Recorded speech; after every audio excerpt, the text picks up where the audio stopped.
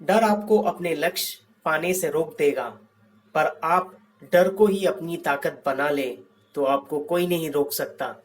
Hello friends, मैं Akram Ansari and international success coach और neuro scientific mind trainer. मैं अपने चैनल पे अपनी माइंड के अनलिमिटेड पावर्स के बारे में सिखाता हूँ। आप कमेंट में अपनी परेशानियाँ लिख सकते हैं।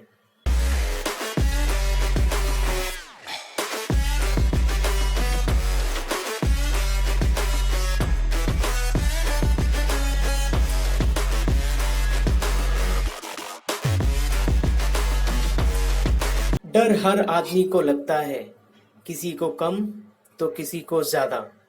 अगर आप डर को काबू करना नहीं सीखेंगे तो इसका खामियाजा आपको अपनी सक्सेस गवा कर चुकानी पड़ेगी।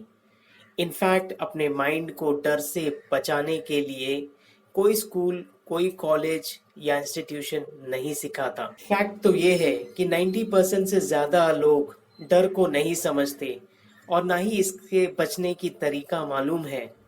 इसलिए डर लगने पर ये लोग पैनिक करके गलत डिसीजन ले लेते हैं। कुछ लोगों को पैनिक फ्रीज कर देता है। डर एक नेचुरल प्रोसेस है, इससे डरने की जरूरत नहीं। डर आपके ब्रेन में रिलीज होने वाले न्यूरोकेमिकल्स की वजह से होने वाले रिएक्शन का नतीजा है। डर हमें हर खतरे से बचाने के लिए बना है। जब हम आदिम काल में थे और सारे खतरे हमारे आसपास रहते थे, जैसे जंगली जानवर, बाढ़, सूखा, बीमारी, और ये डर हमें अलर्ट रहने और अपनी जान बचाने के लिए ज़रूरी था। आज हम इन चीज़ों का नहीं, पर काल्पनिक चीज़ों का डर बड़ा लगता है। जैसे मुझे नौकरी नहीं मिलेगी, मेरे बिजनेस में नुकसान हो जाएगा, मेरे रिलेशनशिप बिगड़ जाएंगे, मैं पढ़ाई में फेल हो जाऊंगा। ये सारे डर सिर्फ आपके स्टेट ऑफ माइंड है और आपको समझना है कि ये एंड नहीं है, पिक्चर अभी बाकी है मेरे दोस्त। डर जरूरी है, पर ये सिर्फ आपके लिए एक मार्कर का काम करना चाहिए।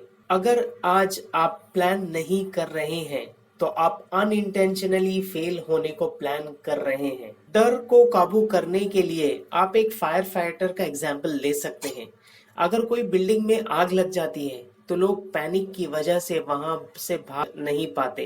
तो एक फायर फाइटर सिचुएशन की प्लानिंग करता है, सारे सेफ्टी इक्विपमेंट्स लेकर और अपनी ट्रेनिंग पर पूरा भरोसा करके डर को महसूस करते हुए उस बिल्डिंग में जाता है और लोगों को बचाता है। तो हमें भी जिंदगी में एक फायर फाइटर जैसी सोच रखनी चाहिए, जहां प्लानिंग, ट्रेनिंग और एग्जीक्यूशन पर पूरा कंट्रोल हो। मैं अपने फ्री वेबिनार्स में ये सारी चीजें सिखाता हूँ। आपको डर जब भी लगे तो ये 3 चीजें करें। पहले आप अपने मन को शांत करें, क्योंकि अगर आग को ऑक्सीजन नहीं मिलेगा तो बुझ जाएगा।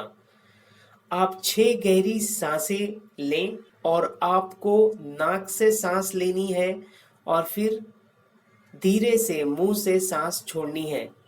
आप सिर्फ हवा के बारे में सोचेंगे, कैसे वो आपके नाक को छूकर अंदर जा रही है। इसके अलावा कुछ भी ना सोचें। अगर कुछ ख्याल आए तो फिर ब्रीदिंग पर ध्यान लाएं।